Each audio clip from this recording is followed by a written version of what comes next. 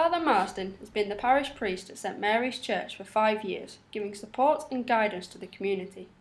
However, being a priest was not always his first career choice. Well, I went in 1972 up to Cambridge to study natural sciences, really chemistry, because we'd had a teacher at school who was very enthusiastic about chemistry, and he got my interest, I think. I suppose if you say what was my ambition, it would have probably been to end up as a professor of chemistry, I suppose, in some university. Whilst in his final year at university, he experienced the most wonderful feeling which would change his life forever.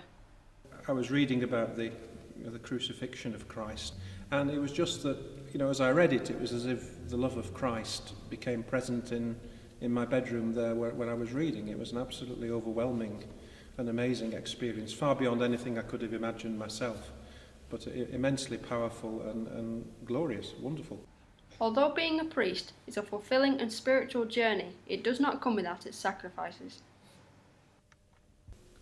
Falling in love and getting married and bringing up a family, I think that's the main thing. Now, maybe at the time that I made the choice, that wasn't as something I felt as much. But I suppose as time goes on, you do feel that, but it's a sacrifice that you've made, isn't it?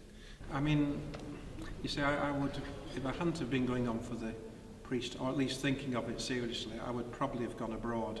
I had a postdoctoral fellowship lined up in Zurich, in Switzerland, at the end of my PhD. When you give up things for God, he seems to give you as much back, if not more, in return. So, God is never outdone in generosity, I would say. So, there are sacrifices, but there are great rewards as well, You join with people, with your parishioners in the very basics of life and death and sickness and joy as well.